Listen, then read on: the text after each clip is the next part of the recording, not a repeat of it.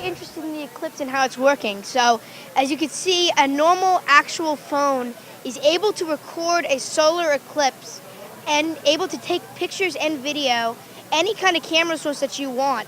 These glasses that you can get from the Smithsonian will be able to record on it. So if you are able to get a filming from a while and check it out, you will be able to see it. So it's very interesting. If you want to check out the solar eclipse, you can use the glasses and use your phone, you take a picture. So that'd be really exciting to see. But you know what? You guys are in the right place.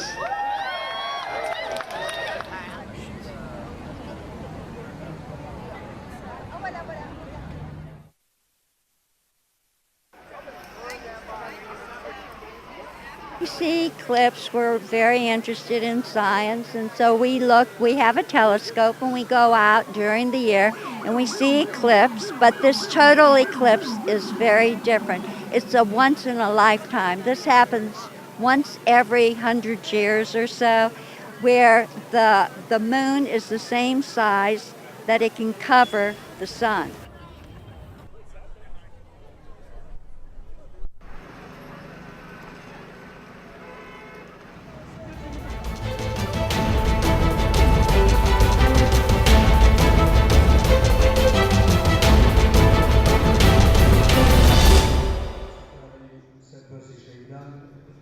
سەرەتا بەناوی بەڕێوەبەرایەتی کارتواری شەهیدان و فاڵقراوەکانی سۆران پێی ڕێنەماییەکانی پەروەردە بە پێی ڕێنەماییەکانی وەزارەتی پەروەردە ئەمە یەکێکە لە پروژە جوانەکان، یعنی دەتوانین ئایلەی شەهید لێی سوودمەند ببێتن، دەتوانین سوودی زوری لێ بگرین بە تایبەتی ئەو قوتابیانی تا ئێستا تاین نەبوونە دانەمەزرانە هیوادارینەوە پروژە بەردەوام بێت و لە سەرتاسەری کوردستان ڕەنگ بداتەوە بە یەکی ئەم پروژەی ئەم دڵنیایە ئەداتە ئێمە کە خوێنی شەهیدەکانمان بە فیڕوو نەچووە، یعنی ئەتوانین بەو پروژە خزمەتێک بە میلەتی خۆمان بکەین، ئەوان بە شەڕی خۆیان بە دەمانچەی خۆیان ئێمە بە قەڵەمی خۆمان بتوانین سوودەی بۆ ئەو وڵاتە جوانەمان هەبێت.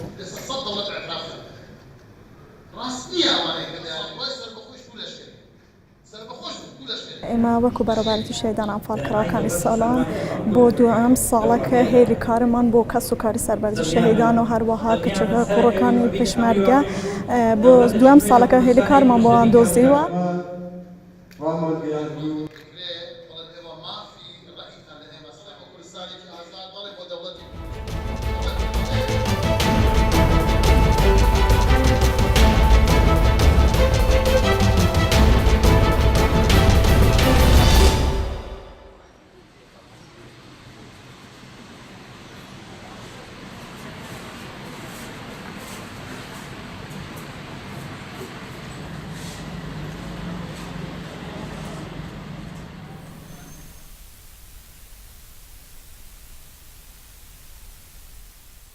لە ساڵی 1990 دەستم کردووە بم کارە خۆشم هەر لەم بوارەدا ئارەزوو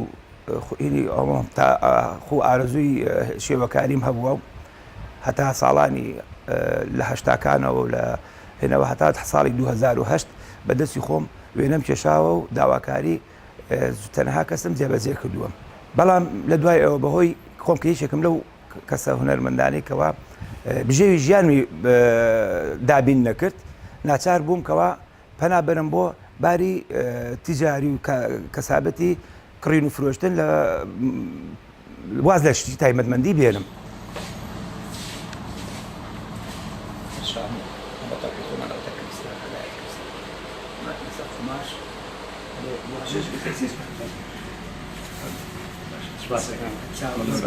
لە سینەوە جۆرەها نەوعی چەرچوبە دێنین